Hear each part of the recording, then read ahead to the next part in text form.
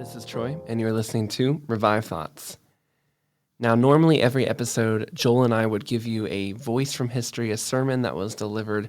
However, Joel is currently traveling, and I am in the studio alone here on my side of the world in Indonesia. And actually, Joel is in Indonesia, currently traveling and doing a bunch of filming for different ministries here. And I will be honest with you. This is one of those episodes that if I could run like if Revive Studios was run by a committee, they would look at this plan of what I put on the board and they would have scrapped it. They would have said, yeah, no, this is a really not a good idea. And we've had a few of those. We once were taking ad money from Christianity Today, but I didn't like what they stood for and some of the things they were supporting and some of the background kind of stuff and the not shady part of the business, but some stuff you couldn't see. And so I canceled it. And that, you know what, that hurt our wallets a little bit because we were making a pretty decent amount of money, especially for a podcast, especially for at the time our podcast was much smaller than we are. Another idea that probably the committee would have scrapped would have been the time I recorded 5 hours of history of the Christianity of Ethiopia. Sometimes there are ideas that I cannot wait to bring you, but if a committee was there, they would have looked at me and they would have said, we shouldn't do that. Thankfully, there is no committee, and the other person that helps in this project is Joel, and he never goes stop. He might sometimes go, are you sure? But he doesn't ever say stop. This episode is one of those episodes where the committee would have said, stop. What are you doing? This is going to cause controversy. Spending an entire episode, which originally this was only designed to be one episode. Now it's going to be 2 episodes, a two-parter, which we've never done. We've really never done a two-parter series. There's no sermon, and we're going to walk through a very touchy subject in post-millennialism. And if you were going to a committee, they would say, people are going to be upset. People are not going to like what you're going to say. This is not a subject anybody even wants to talk about. And what are you doing? So why am I doing this? For starters, in modern history, Woodrow Wilson is certainly a contender for one of the most influential people in the last century that we had. It's certainly true that our world was deeply shaped by this one person. And regardless of how you feel about post-millennialism or some of the other aspects of his life, you certainly would have to say that he deeply has a story to tell. There are some good warnings and things to learn from him. Now, he is actually kind of an interesting and tragic figure. Herbert Hoover said of him that he is a Greek tragedy, except it didn't play out on stage, but in the lives of nations. Now, that is a strong story. And I will say, part of the reason this was an idea I had over the summer, and it took me a while to get to it. This was the opportunity I had to finally put this script to the idea that I'd had since the summer. And there are sometimes you have ideas, and it just takes a while before you can finally get them. One of those ideas was Minister to Monsters that we put out. It was 2 years at this point. And we got an email back from somebody who said, and this is one of the most powerful testimonies that this show has ever had. When we put that episode out, I got an email 2 days later.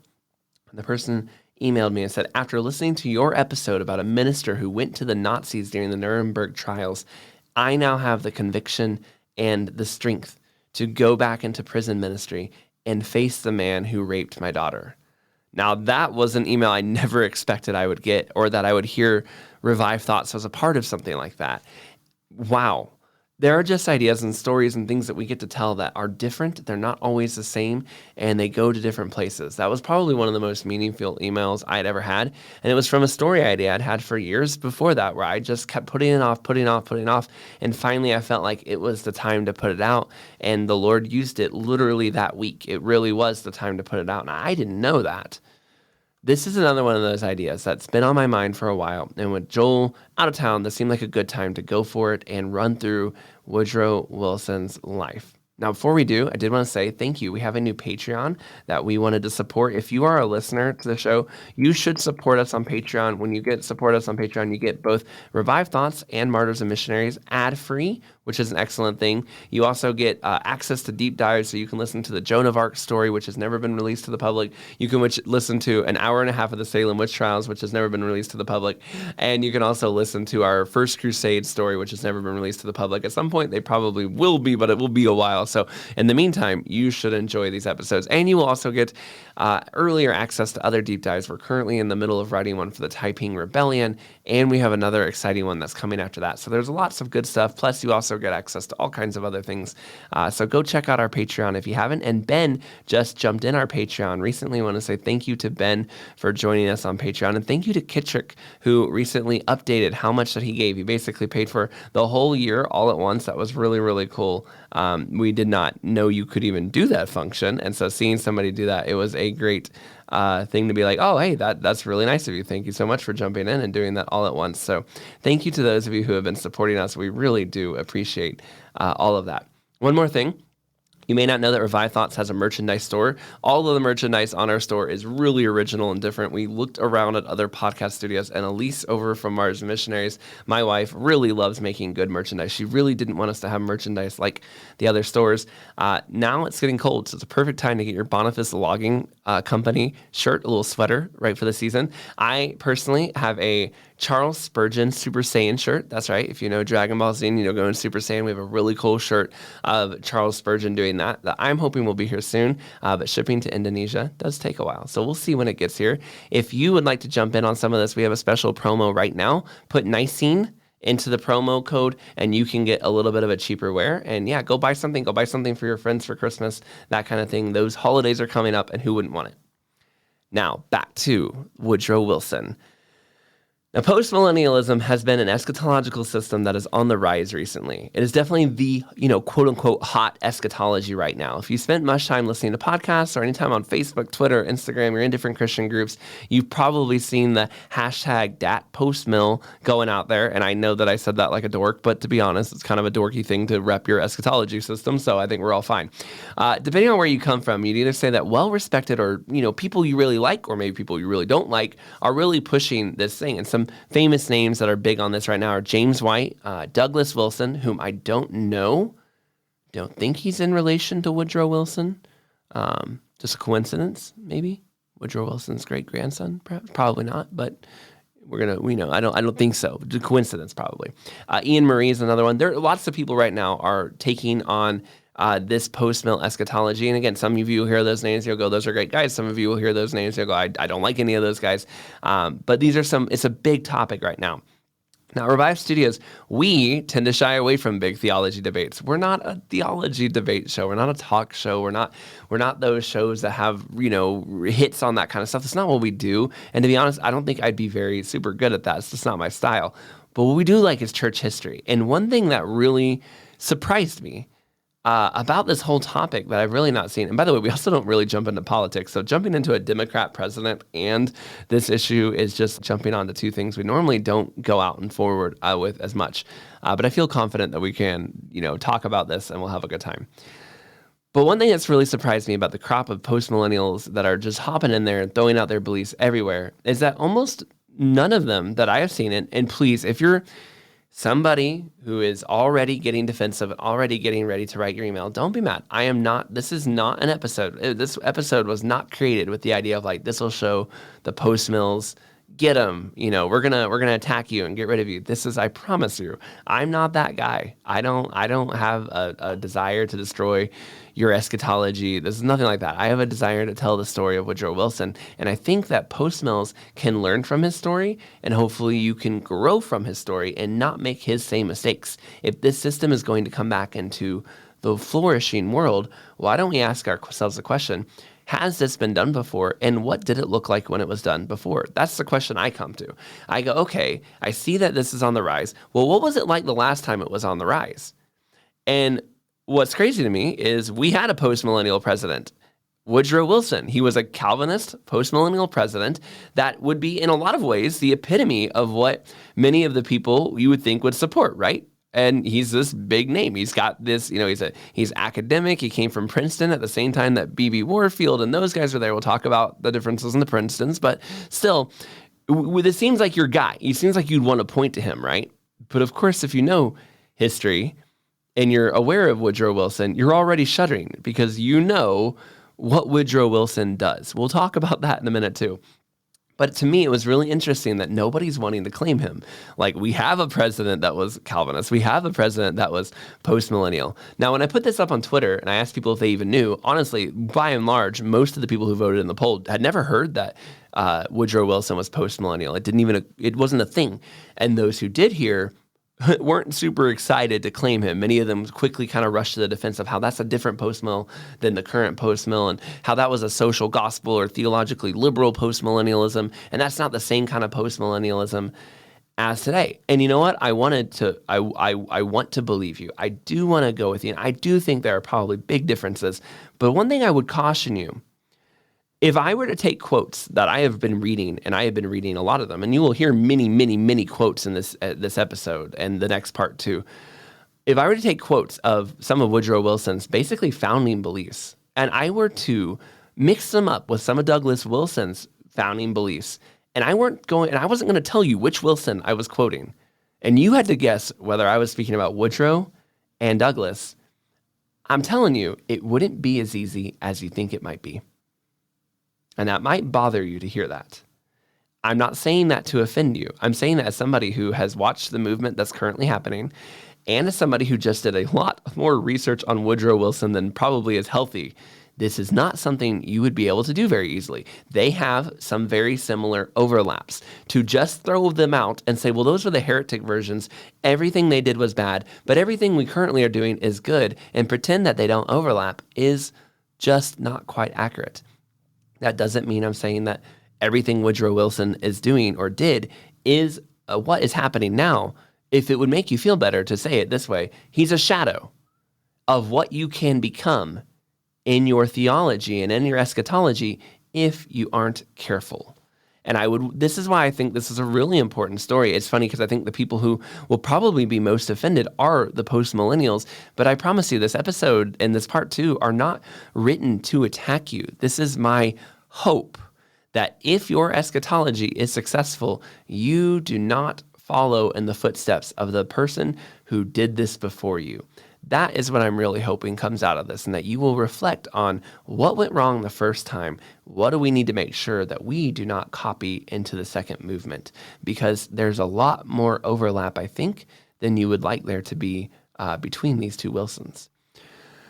That would probably be my goal, if that's why I'm spending this time doing it. Now, there will be premillennials, there will be dispensationalists, there will be amillennials listening too, maybe even some preterist type people as well, and you might be listening to this and going, ha, got him. Our job of people who are not post-millennial is not to use Woodrow Wilson as a trump card. If this episode were to go out and I start seeing people saying, trump card, you have Woodrow Wilson, that's boom, we got you, that kicks you out. That's not really the goal either. I don't want to create this adding fuel to the debates and fires. My hope is that by reflecting on the fact that this has been tried before and failed, will cool down some of the eschatological fighting that happens on Twitter and other places where people are so certain that their side is right. As a reminder, nobody has a perfect history. Every single eschatology group has some people that are a little wackadoo. And in the post-millennial camp, one of those wackadoos is Woodrow Wilson. I spent way too much time researching this, but it was fascinating to me that almost nobody was talking about this really important person that you would think would be one of the first things you'd want to ask about. So let's go and start with Woodrow Wilson's early life. Woodrow Wilson is a name that you, again, have either heard of, or when you hear it, you shudder in fear. If you are into politics, you probably know about Woodrow Wilson. Many big-name conservatives have talked about him off and on. And you know about him because he did some really bad things in his presidency. We're going to cover that at the end of this first part of this episode, and I'm with you. We're going to talk about it. He was not a good president for the world. He really, really damaged us in a lot of ways. It's hard to be neutral to a guy who did that kind of thing. But as much as we can be, let's approach him in some neutrality, basically almost talking to him almost as if he is the Christian that he says that he is. I'm not saying that he is, but let's approach him because whether we like it or not, he is considered by history to be one of the most Christian, quote unquote, presidents that we have. So let's look at that and see why. Now, one thing that was extremely jarring for me was to actually see how much of it, his personal life was Christian.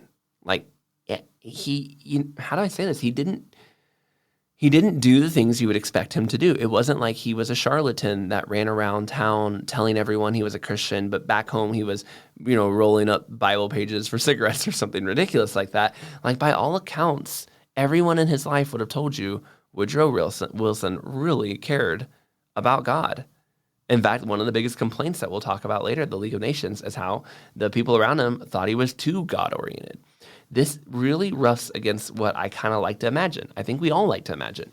When we see people who are living for God, we imagine that they're reading their Bible, they're praying, they're walking with the Lord, they have a faithful walk. That's the fruit we're looking for, right? And then the fruit of their ministry is good. And Wilson, he has all that going on. He's reading his Bible, he's praying, he's preaching. He's a very effective, quote-unquote, minister-type looking guy. And yet, his fruit is terrible. And that just seems to run so contrary to what we would expect. Now, as a young man, politics was everything to Wilson. He loved John Calvin. He thought what John Calvin did in Geneva is amazing. And to be honest, what John Calvin did in Geneva, a lot of it was amazing.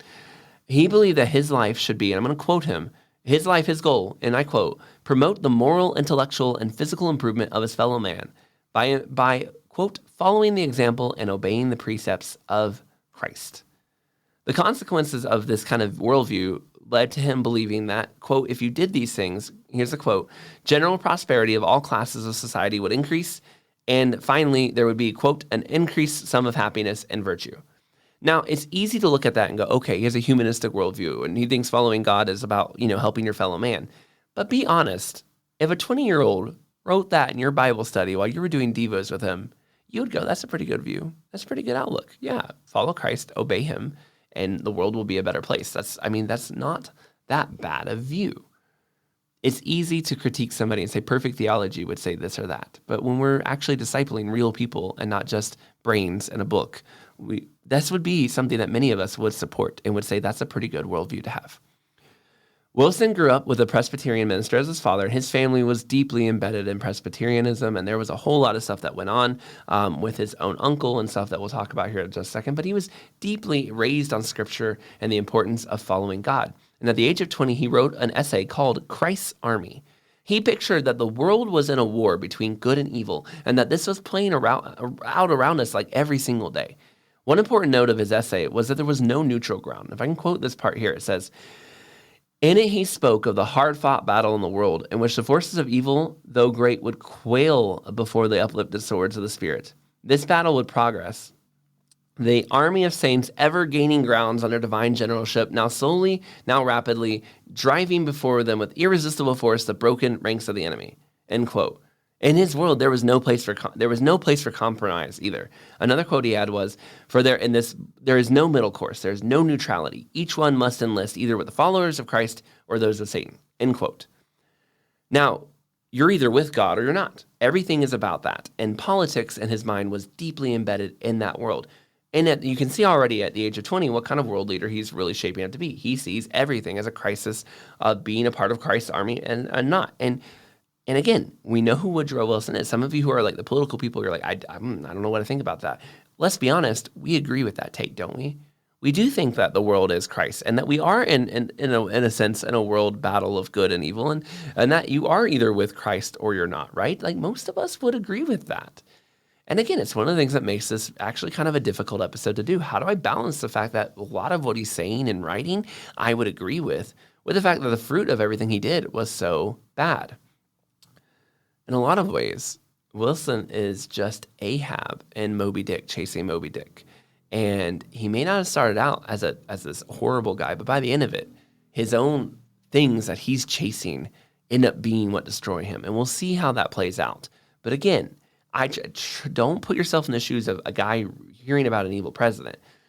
Put yourself in the shoes of, if I knew this guy on the street and he shared these beliefs with me, would I actually disagree with him?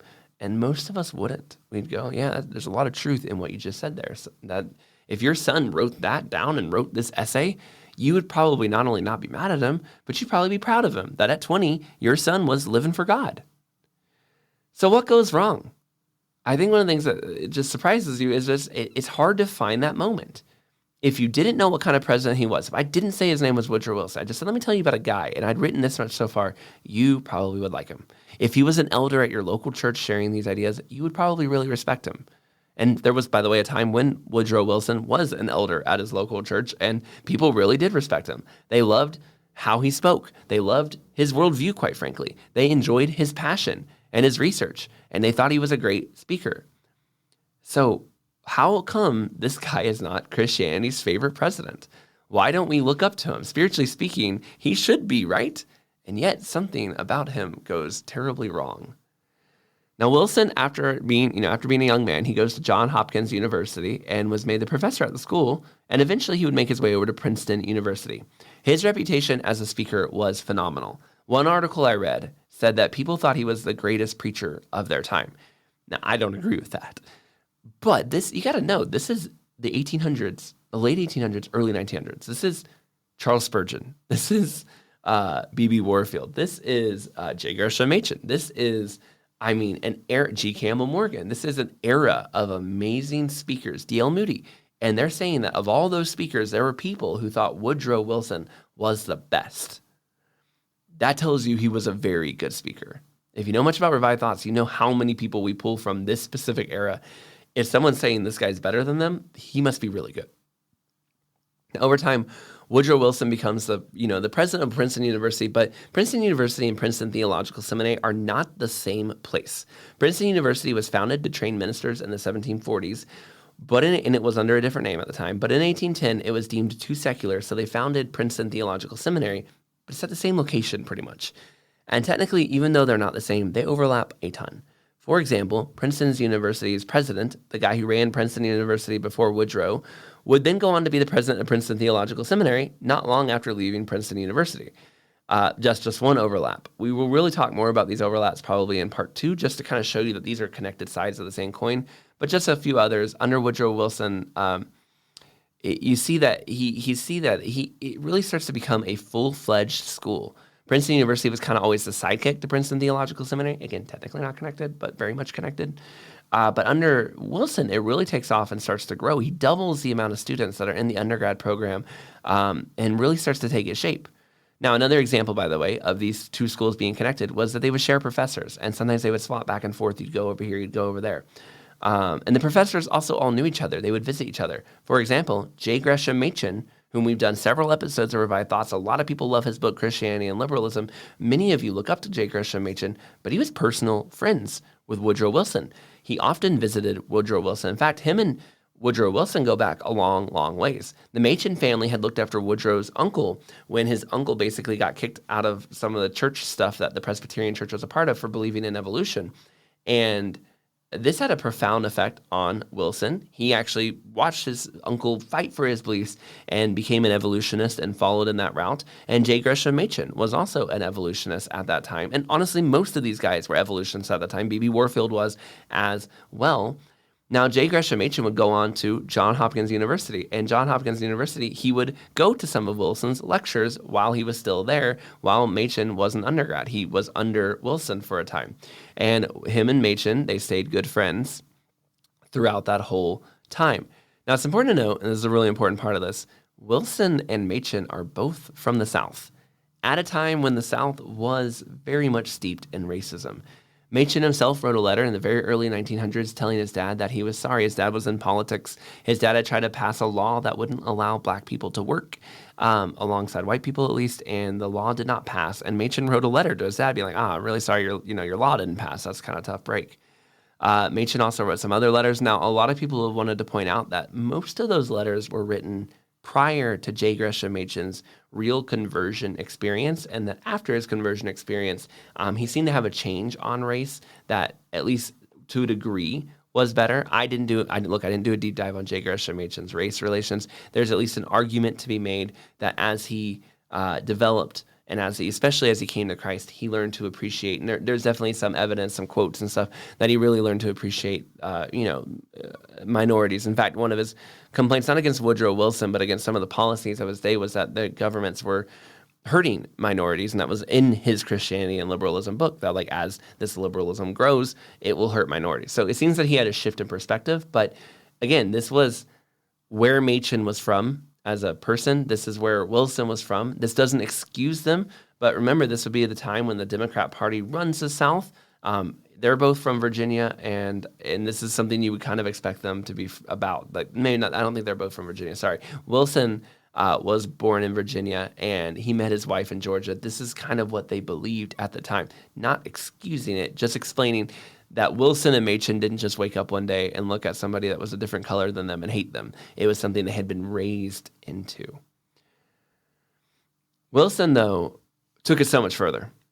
When he took over Princeton University, Princeton, this university and theological seminary had a very long history of allowing students from other races to attend. It was kind of groundbreaking work that they had been very early on had allowed their schools to let black students go to their seminaries. But Wilson didn't like that. He resegregated the school, going back on 100 years of tradition, and did so successfully. For the 8 years he was president of Princeton University, no black students were enrolled, and he saw that as a major success and a major step forward. And it's important to know that Wilson was deeply influenced by eugenics. If you don't know much about eugenics, go back a year in the Revived Thoughts catalog. We did an interview with the managing editor over at the Babylon Bee, Joel Berry. It wasn't an episode that was funny or haha. It was an episode about eugenics, and it was really, really powerful. We received so many comments from people like, I didn't know that story. I can't believe how much Christianity fought against that and how much science just turned a blind eye.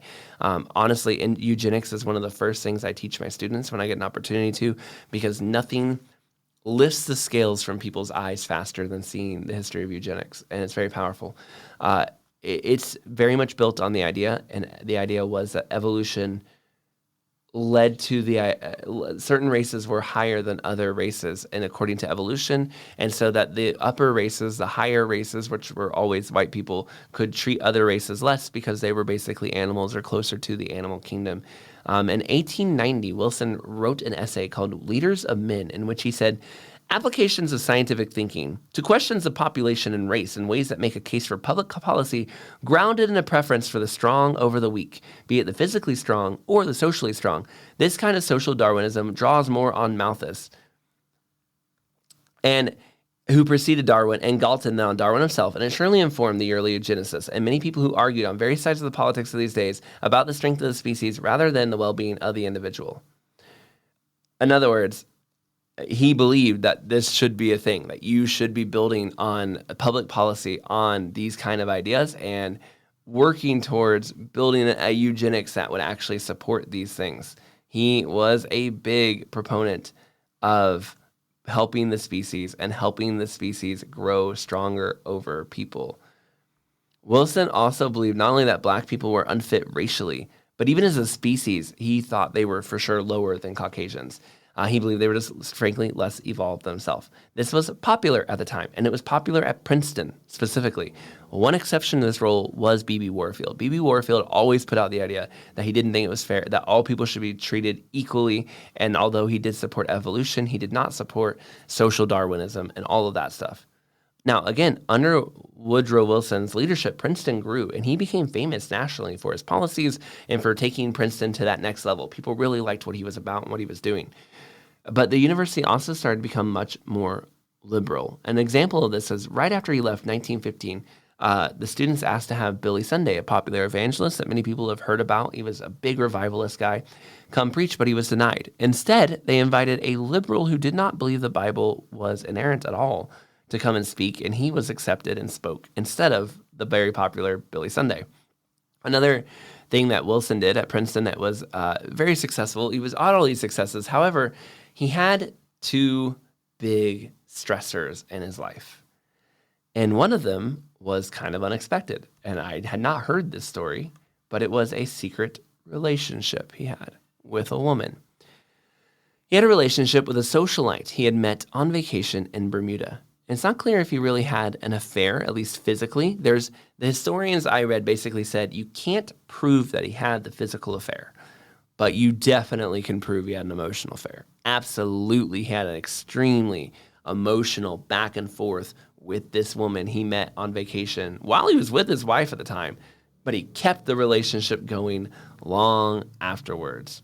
Now, part of this was because there was some tension between him and his wife over this, for sure, but she also was more supportive of this than you would think. We'll talk about that in a second. But it's important to note that these two people wrote letters back and forth for 8 long years.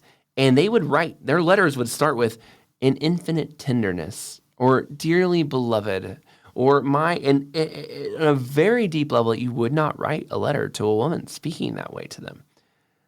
He basically treated her as his sounding board. Whenever he had ideas, thoughts, theories, philosophies, he would write them to her in these tender, loving letters. In fact, there's evidence that a lot of times he would start a letter to his wife, go write a letter to this woman, Mary, her name is Mary, and then go back and finish his letter for his wife, as if he couldn't focus on letters to his wife because he was thinking about this other woman. Later on, about a year later, he will actually spend an entire month on vacation with her because he, quotes, run into her in Bermuda again, the same exact place. He ran into her and will spend an entire month on vacation with her by himself without his wife. His wife will stay behind to deal with some stuff at home. He needs a break. He goes to Bermuda, and just who happens to be there? Mary.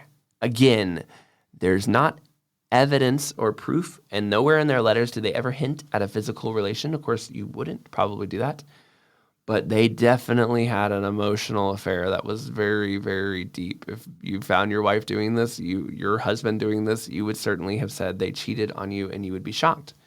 But Woodrow Wilson didn't have a wife that was shocked or even bothered by any of this. Why? Well, part of it was she seemed to be suffering from depression, which at first I thought that made sense because of my husband was cheating on me, right? Your loved one was leaving you, you'd probably be depressed. But actually, no, it was actually much more tragic than that. Her brother and his wife, her sister-in-law, and an infant, which would have been, her niece or nephew, died. He was a professor at Princeton, and they were in a carriage accident, and something went wrong. It went over the bridge or something, and all of them drowned. That was pretty bad. And then her other brother had basically a nervous breakdown. He also was a professor at Princeton, and he has basically a nervous breakdown and becomes completely incapacitated for a year over this. So she looks over at Woodrow Wilson, sees what's going on, feels like she's too depressed to be there for him, and is happy that he has found a diversion.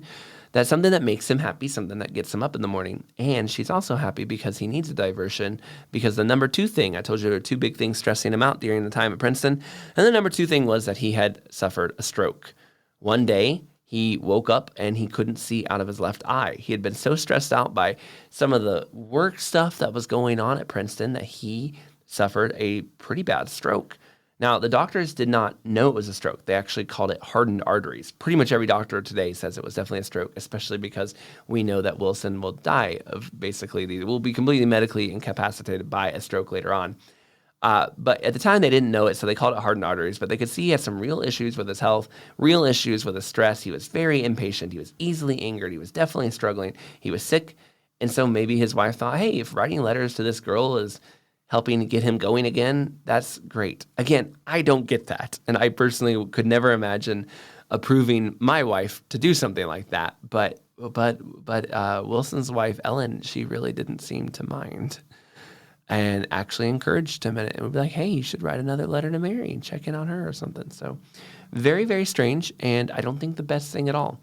But this socialite relationship was news to me. I had never heard that story about him before. And also was just one of those things where I'm like, how do you square this with the guy who's out there saying, I'm Mr. Christian, I'm Mr. Lover of Jesus, and everything I do is for Jesus, but also I have this very awkward emotional affair. Now, eventually, Wilson got tired of the politics of Princeton, and he kind of told the higher-ups of the local Democrat National Party that he wanted to run for office. And if the quote that I found was to be believed, he basically was like, hey, I'm interested in being a president, and I won't accept vice president. I don't know how a guy who's struggling from a stroke recovery because of stress gets the guts to then turn around and be like, hey, you should make me president. But there was another person, I think it was Warren G. Harding, that I recently read about during this episode, learning about some of the times and what some of the other presidents' theological beliefs were, because somebody had mentioned all of them were post-millennial, and that was not true. In fact, I couldn't find evidence that any others were post-millennial, so I at least in that time frame, I didn't find anything like that. But I did find out, I think it was Warren G. Harding went multiples of times to it was Herbert Hoover, went multiples of times, like 5 different times, spending a year a total going to like a Quaker therapeutic center. And I was like, that's weird. If we had like basically an asylum, because he was having like breakdowns. And I was like, man, I'm pretty sure if like a guy running for president today was like multiple times committed to like an asylum where they did weird spiritual practices, that would be like, he wouldn't get elected president. But that didn't happen in this case of Herbert Hoover. And in the case of Woodrow Wilson, he's super stressed out and he runs for president, the most stressful job in the world. Okay, hey, nothing says less stress than that. Now, the Democrats in New Jersey at the time were not doing very well. In fact, the Democrat Party in America outside the South was doing terribly in those days. And the New Jersey race specifically, they had lost the last 5 governor races. And so they thought, you know what? Let's try this professor. Everyone likes him. He's popular at Princeton. He's a professor, so he's not corrupted by politics. He's a very smart guy. He speaks very, very well. Maybe this will work. He won't seem like he comes from the same Democrat machinery that all the other guys looks like. He'll kind of stand out as a different kind of guy, a guy who's not a part of the machine, uncorrupted by politics. And by the way, this is almost exactly the same blueprint that President Obama used 100 years later. I'm a professor. I'm not in the political machine. That was at least what he told people, and it worked well for him, and it worked well for Woodrow Wilson. Now, there was a darker reason they actually thought he might be good, too. They kind of figured, hey, this guy's not coming up from the normal political circuit. He might be really easy to control because, let's face it, he doesn't know what he's doing, and we would be the guys who created him, so we could totally get whatever we want under him. Wilson took the nomination. He said of the nomination from the Democrats, quote, "It came to me unsought, unanimously, and without pledges to anybody about anything," end quote. But it wasn't really unsought. You did tell the Democrat National Party you wanted to run for president specifically. So it's like, it's not as unsought as you might be pretending it is there, Woodrow. Woody. Now, he soundly won the governor race and resigned from Princeton thereafter. However, if his untestedness, this idea that he was kind of new on the scene of politics, they thought would make him easy to influence, it actually turned out to be the exact opposite. He is a guy who has morals, he is a guy who has his principles, and he quickly turned to basically undercutting and ripping out the political machinations of the Democrat machine and the big businesses in New Jersey. And they were not expecting him to suddenly turn his governor power and just hack at the corruption. Now, this made him very popular. People liked guys who come after corruption, especially when they're willing to turn on their own party to get rid of corruption. And this immediately made him a contender for president in 1912 at the Democrat Presidential Convention. However, he wasn't the front runner. There was another guy who was way ahead in the early ballots ahead of him, and he had been in politics a long time. In fact, it looked like he was going to win it. But a political boss basically threw all his power behind this guy and said, we want this big political machine operator kind of guy. And when we say machine, we don't mean like an actual, machine, of course. We just mean like they run the network, they run the organization, they run the grassroots. And one of these very influential but corrupt guys threw all his weight behind this other guy that Wilson was against. But this didn't actually help him. In fact, this actually hurt him because now that other guy that Wilson was against looked very corrupt. Whereas Wilson, who couldn't get the political machines to vote for him because he had gotten rid of the one in New Jersey, or at least hurt the one in New Jersey, he suddenly looked really pure. He suddenly looked like a really good guy, an electable guy. He was a nice speaker. He wasn't touched by corruption. He had, quote, the charm of a Southerner, but the intellect of a wisdom and of a Princeton professor, end quote. That's a good vibe, right? And so 46 ballots into the Democrat National Convention, Wilson wins the nomination. That means everyone who was there voted 46 times before they won, and they finally gave it to Wilson. And it really looked like Wilson wasn't going to win for a very long time, and then he did. Now, the general election itself is one of the wildest in history because it is the one where, if you do not know, 1912 is when Theodore Roosevelt decided to run third party. And after that, you had the president at the time who was Taft, and he was the Republican. And then you have over here Theodore Roosevelt running third party. You have Taft, who's running as a Republican, and then you have Wilson running as the Democrat.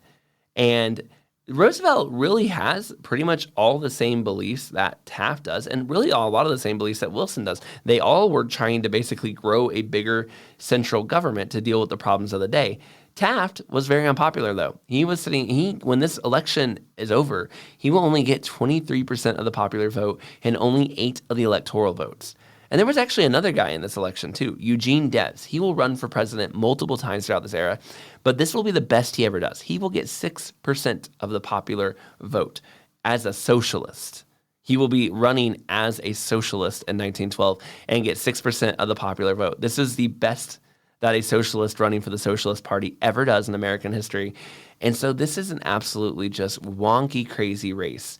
Theodore Roosevelt gets more votes than Taft. He gets 27% of the popular vote, but he does not win. And he gets a lot more of the electoral votes, but Wilson gets 42% and gets the leftover, and he pretty much, it looks on paper like he won. But you remember, Taft and Roosevelt are basically stealing each other's votes. If you take away Taft or Roosevelt and add those votes mostly together because they were pretty similar in their platforms, you would realize that actually no, 49% of them voted against Wilson. Again, but you also have this socialist over here on the side too. What a crazy election. Wilson would be the first president since the Civil War the first president since the Civil War and the only president in all of American history with a PhD. But he'd be the first one that was a Democrat that would win re-election. He was the first Southern president since the Civil War, and he was the first one with a PhD. So that's a lot of firsts there. He will also be the first one to win, a first Democrat to win re-election since 1832 when Andrew Jackson did it. And he's also one of history's most progressive presidents by far. Now, in a world where statues are often thrown out and many heroes are losing their halls and the places named after them, Thomas Jefferson, George Washington, those guys are getting removed, Woodrow Wilson has remained relatively unscathed. And why is that? Because progressives kind of recognize him as their founding father. He is the George Washington of the progressive movement. So what were his accomplishments? What did he do? Well, one of the first things he did when he took office was he brought back the income tax. The income tax had been out of service for 40 years. People didn't like it. It was put into place after, kind of after the Civil War to help pay for the war, and then people quickly got rid of it, but not Wilson. He brought it back. And with that also came something else that he brought, the Federal Reserve. Now, I don't have time to go into all the ways that the Federal Reserve is. If you're a political junkie, you know the Federal Reserve is not a great thing. If you're not, it's an institution that has not overall been great for the world, and it was basically spearheaded by Wilson. So we have him to thank for the income tax, and we have him to thank for the Federal Reserve, which causes us a lot of problems to this day. Wilson is also known for greatly expanding the presidential powers. In many ways, you don't know the names of presidents before Wilson. You don't know all the ones after. But you start to learn the names of presidents. And people ask all the time, why is it so important who we elect president? Why is it so important who wins the presidency? Well, a lot of the reason it is so important is because of Woodrow Wilson.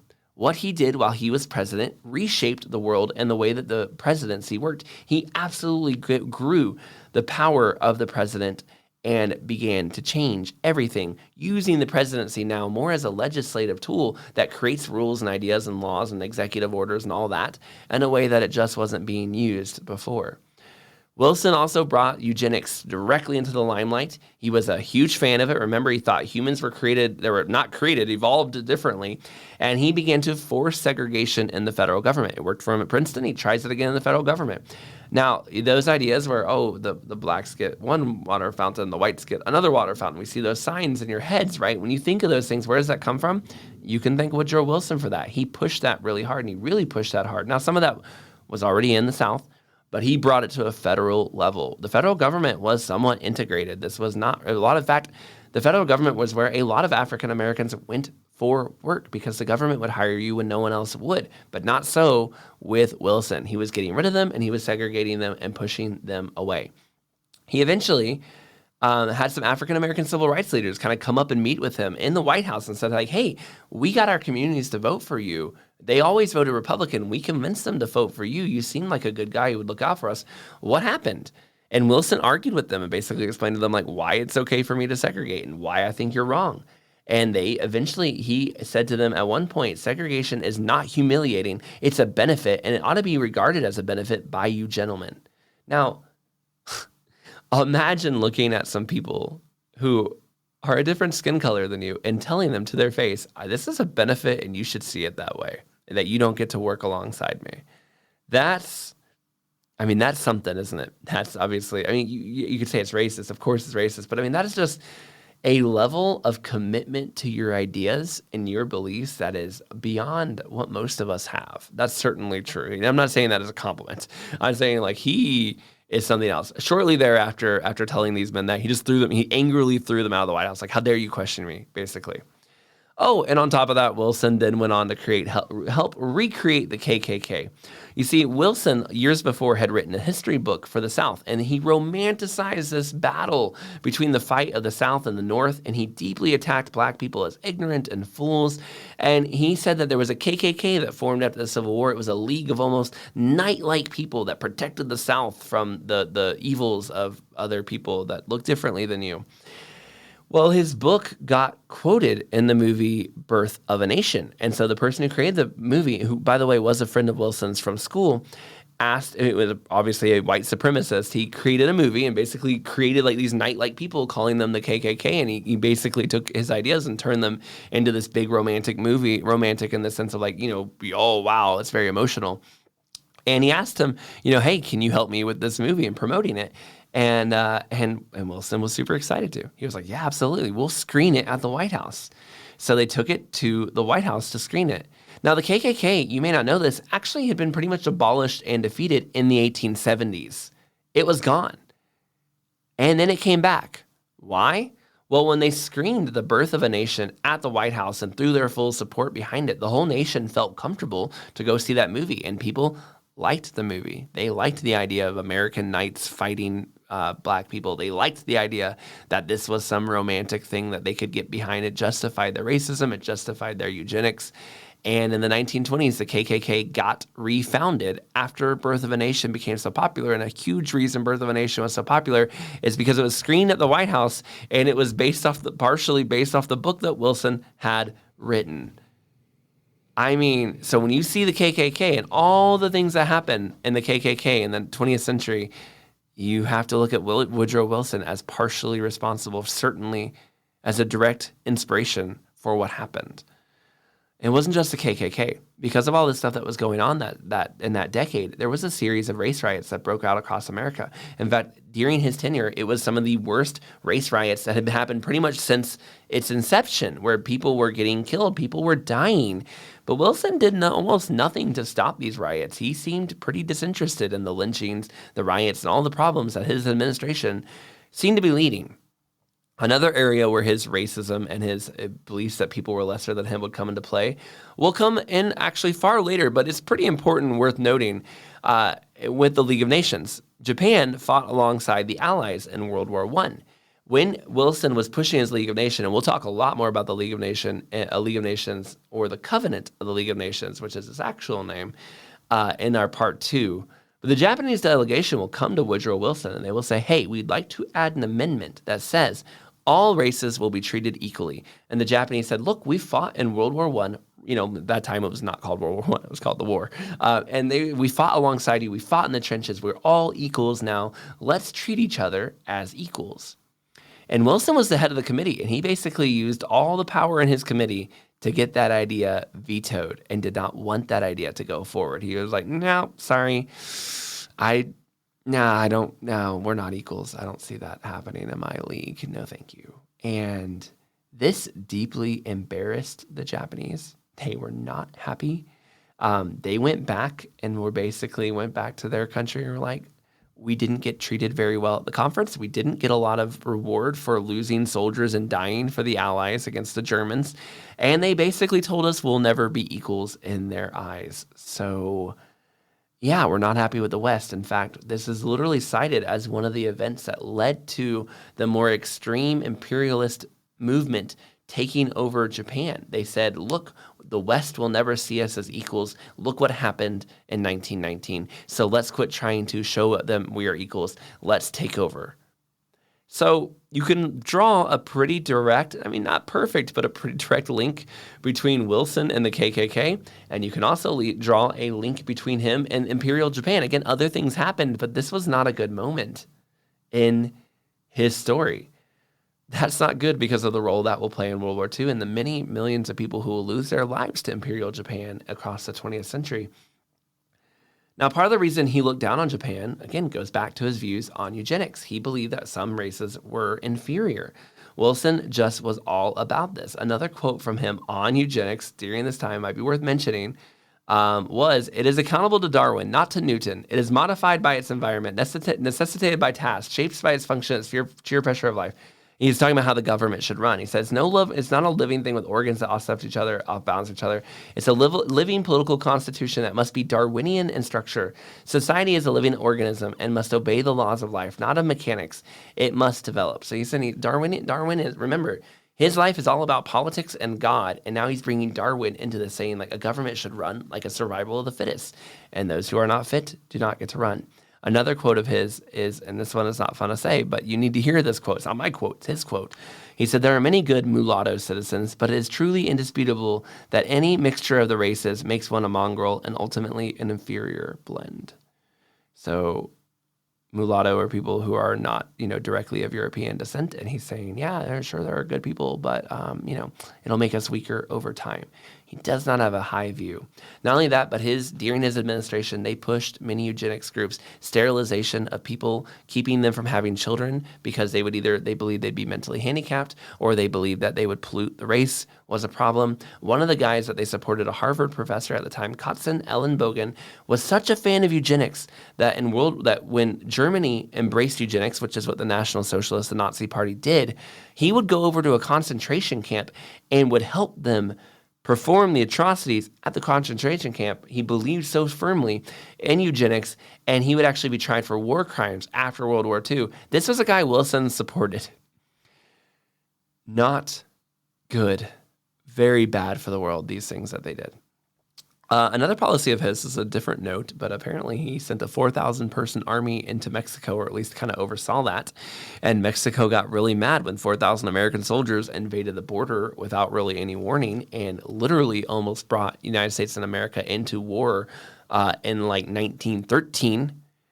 So that was pretty crazy.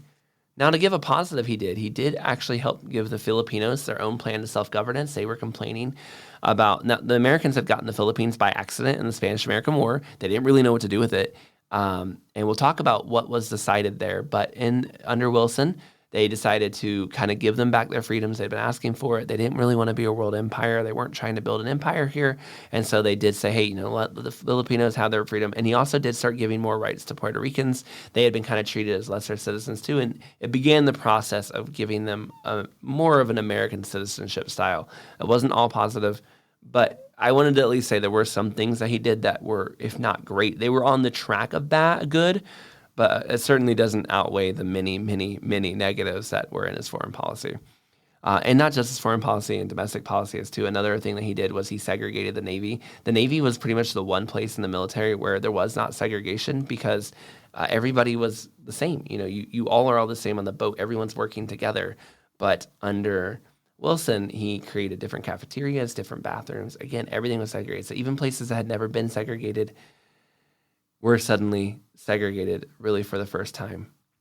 Now, if we can go back to a scandal of his, back to what he was doing during his presidency, his wife, Ellen, dies after 8 years, and he's still in a relationship with this woman, this Mary Hubert woman that he had been writing letters back and forth to and being very, very intimately involved with.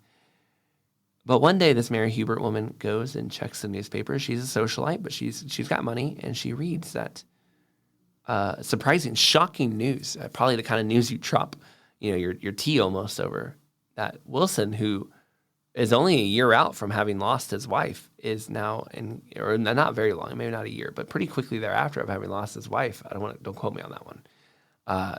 He suddenly is engaged to another woman, a woman named Edith. And Mary is suddenly shocked to find, and she wrote on a letter, how could he do this so soon? A couple of days later, she gets an email. She gets a letter from Wilson explaining how hey, you're going to hear soon that I got engaged. Here's what happened. It was a whirlwind romance, but I'm in love with Edith, basically. And Mary was like, I was surprised, and I'm surprised you didn't tell me about Edith, and I can't believe that this huge thing happened, and you never told me. Also, I just looked at my notes, and I realized I switched Edith and Ellen. Edith was the first wife, and Ellen was the second. So sorry about that. If you're a big Woodrow Wilson fan, you've probably been yelling at not a fan. If you know your history, I don't know that anybody's a Woodrow Wilson fan, especially if you're a big Woodrow Wilson fan after all of that stuff I just told you. bad. Stop being a Woodrow Wilson fan. He was clearly a major racist bad guy. But anyway, Woodrow Wilson's first wife, I switched those names, sorry. Now, you see here that he suddenly is having this woman that he's engaged to. He tells Mary, "Hey, look, I'm sorry. I love you. You're my best buddy. We have a deep bond that's beyond anything that can be explained. But also, I'm getting married to this woman over here." Cool. Now he has to go tell, and Mary basically writes like, "I can't believe you did this. I hope you're happy. God knows." She says something to the effect of like, "God knows how lonely I am and how much I'm going to miss you, but I can't write to you anymore. Not like we used to, not with all this." And she felt betrayed. And to be honest, let's be honest, Mary probably had to be thinking Woodrow might come swoop her off her feet. She was a widow. She was a socialite. They've been, mailing back and forth. You kind of had to think that on some level there was a chance that they would get together, and suddenly this other woman, Ellen, is in the picture and completely taking her place, and you didn't even know about her. You just read the newspaper one day. Now, then Woodrow goes and tells Ellen. He realizes, I need to tell my new fiance about this. And Ellen takes it pretty hard, understandably, to find out that he had this 8-year relationship with another woman, and that for the 8 months that they had been together, him and Ellen had been together, he had this other relationship still going on through letters, and she is pretty clear, no. And basically, for what I read, she stayed up the entire night. She had like this perfect picture of like Woodrow as like the best man ever, and that romantic image of him shattered that night. And she stayed up the entire night. Basically, am I gonna break up with him? Am I gonna get together with him? And she finally decides the next morning, okay, I'm gonna stay with you. I loved you as this perfect idol. I realize you're a human and you're fallen like everyone else. I will love the human version of you too. Now, I don't want to be cynical, but he is president of the United States. You do got to wonder if some of that was playing into it. But either way, she sticks with him and says, we're going to stick together. But she's also like, this Mary thing is done. We're not doing this anymore. At one point, Mary will write a letter to Woodrow and be like, hey, I heard something's going on. Hope you're okay, kind of thing. And Ellen will be like, yeah. Oh no, it'll be like over this issue of like this issue. So actually, when this in the election of 1916 happens, the Republicans somehow find out what's going on here, and this is a scandal, right? Like this is big, and so they're trying to win an election. They pull this out of the hat, and they're like, dude, he's got another wife, maybe. And then they even say like this other woman might be the reason his first wife died. The heartbreak of not being loved because he had this other woman. And this becomes a big scandal. It embarrasses Mary. It embarrasses Woodrow. It embarrasses his new wife, Ellen. And Ellen, so Mary writes a letter basically. I've never said anything. People have been asking to buy my letters from you, but I haven't sold them. I would never do that to you, Woodrow. And Ellen responds and says, hey, thank you so much, Mary. We appreciate that you wouldn't do that. It's great that you wouldn't sell those letters. But also, I'm going to be responding to you from now on because I think it's best that I help out with Woodrow so busy, and I think I'm going to be the one talking to you now. So you can see that Ellen is not playing around with this. Mary chick, she is not on the same page as his first wife, Edith, letting him do whatever he wants, and she's very much like, no, I'm the wife, you're not. Now, towards the end of his life, Mary and Ellen and Woodrow would meet. Woodrow would kind of go back to mailing her a little bit back and forth, and they would end up meeting only a couple days before they die, having lunch together. So, it almost seems like Woodrow was trying to give it another go. Maybe he just felt bad about it. I don't know. But it's certainly quite a scandal, and it's not even the last scandal we're going to touch on when it comes to Woodrow Wilson's love life. There's another issue that will come up with not so much a love issue, but certainly an issue between him and his wife that we will cover in part 2. Oy, Wilson. Now, it's important to ask the question, we've been talking about Princeton, so does Princeton support this? Where do they land in all this, right?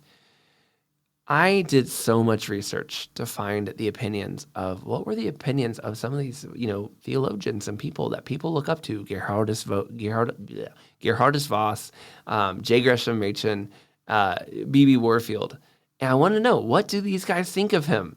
Well, J. Gresham Machen was a big supporter. He supported him through the Democratic governor. He supported him on his way to president. He did not support him when he went to World War I, but that was because J. Gresham Machen was against going to World War I.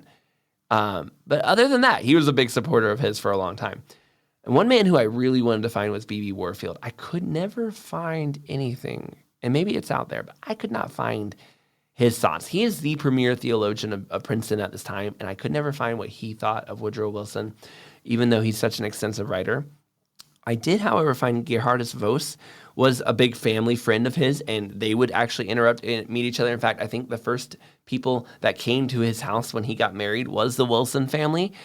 They were personal friends of his. He's a Princeton professor.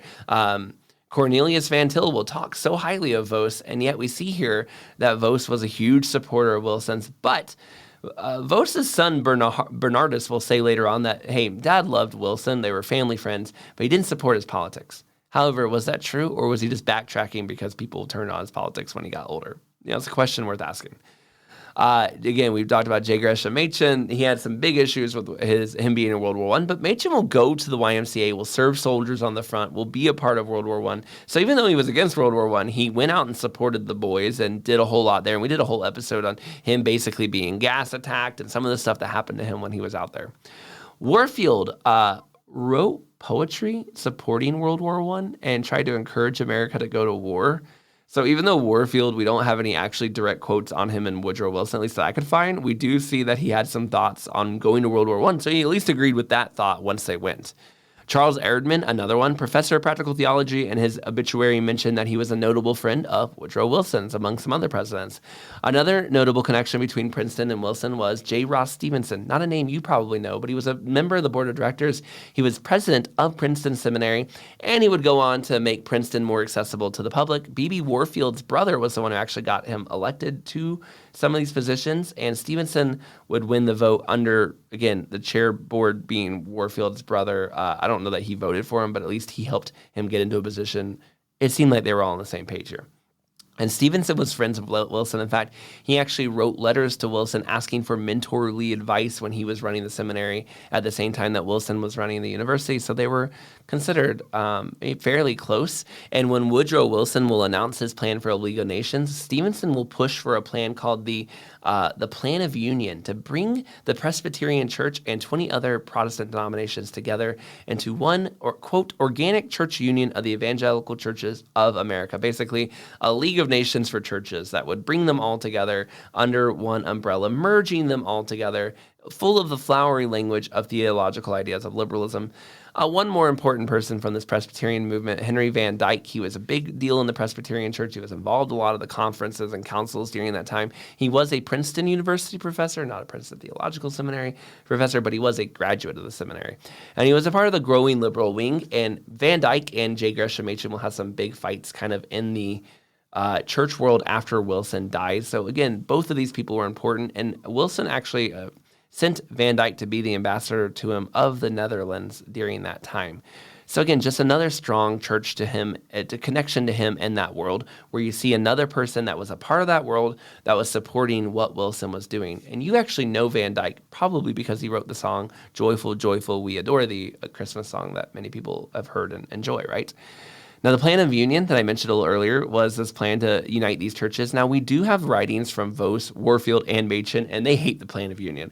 They don't have their writings necessarily on Wilson. We don't see them attacking Wilson's eugenics. We don't see them attacking his segregation. We don't see them attacking a lot of his stuff, but we do see them attacking the Plan of Union. We found them talking about that. Could be they were theologians and they maybe didn't want to talk on politics, but we do see some of that. So they were willing to attack ideas at that time, but they didn't attack Wilson. And we never really see Princeton repudiate Wilson or the seminary ever really mention it. Now, the seminary and Princeton weren't super close. In fact, the seminary had a centennial celebration and Wilson didn't go to it. So there was a tension between them. But again, remember, these guys are all friends and they're all hanging out together on a pretty regular basis. Voss was a really good friend of B.B. Warfield's, and, Voss was also a really good friend of Woodrow Wilson. So these guys are all enmeshed together. And now you might be wondering, why do I care about this? And especially if you're not a Presbyterian or a Reformed person, you're going, okay, so what do I care about all these things? What does any of this matter to me? I know I have a lot of people from all different theological walks, and here's why I would say it matters. The Christian thought leaders and academics of their day were supporting Wilson. They were. And all those policies that we just talked about that were really bad for the world were supported by Christians. We're supported by Christian leaders. And many of them were basically, whether they were friends of his and didn't want to say anything, or they genuinely believed everything he was doing was good, they let him lead Christianity right off a cliff. Blind spots happen. And when someone says something you like, they're talking the talk and they're looking like you might not be willing to call it out. And all the leaders at the time of that movement, at least, thought that Wilson was a good guy, thought that Wilson was great. In fact, people were very excited that finally a Presbyterian, Calvinist, Princeton grad, Christian was running the show. And yet look at the show he was running. And you could sit there and say, well, his ideas were common for his day. And yes, there's lots of excuses to make, but it's also a problem. And one thing I thought about, and I never really thought about this, is we talk about fundamentalism. The world is always talking about fundamentalism. And these people, these Christians who rejected academia, they hid out from the world. They created their own Christian Bible colleges. They basically split off from mainstream Christianity. And they get a really bad rap today, don't they, fundamentalists? And a lot of the fundamentalists, the more modern day fundamentalists, certainly are strange. But fundamentalists were at that time rejecting the theological liberal drift. Where was that theological liberal drift coming from? It was coming from their seminaries. The very same seminaries that are supporting people like Wilson. And the average Christian on the ground were looking at all that and they were saying, I don't support this. And when we so often hear people, I heard it when I was in seminary, I've heard it for years. Oh, why did Christians reject seminaries? Why did Christians reject higher academic learning? We fell behind, we did all these things. Well, look at what the higher academics were doing. Look at what those seminaries were producing. Look at what the greatest theologians were allowing to happen on their watch. And I can see why you would reject that. And I can see why you would step away from that and go, I'm not a big fan of this. It's easy to look at the fundamentalists and the people who rejected higher education and say, wow, weren't they crazy? Wasn't that stupid? But let's look at what caused it. It seems like a lot of what caused it was Woodrow Wilson. He was very educated. He was the perfect encapsulation. But him and his theologians and his professors, many of them were going down a theological liberal drift, and they were supporting racism and segregation and all these things that the average Christian was fighting against. Many Baptists and many Christians at the time, go back and listen to our eugenics episode if you don't believe me, were saying, no, humans are equal. All races are the same. Like, we don't need to do this, guys. And they were attacked and attacked and attacked by it. I can see why that group would have eventually said, you know what, throw in the towel. We're not going to work with you anymore. Just something I had never thought about and had never seen before, but I think it makes a lot of sense to the world and why we understand it the way we do. All right, this is where we're going to stop our part one right now. As you can see, Wilson was a really bad president. And we have not yet covered some of the biggest and most important parts of his life. His interactions with World War I, his covenant of the League of Nations, which, let me tell you, that is Ahab chasing Moby Dick in real time. And finally, his fall. He has a pretty hard fall. Right now, he's president. Right now, he's got his wife who is replacing his girlfriend, letter lady. And he has just pushed through so many things that he got whatever he wanted. I mean, he pushed through a gigantic, massive progressive agenda. But we're going to see him fall, and his fall is not going to be pretty. You'll have all that to look forward to in part two of this episode. This is Troy, and this is Revive Thoughts.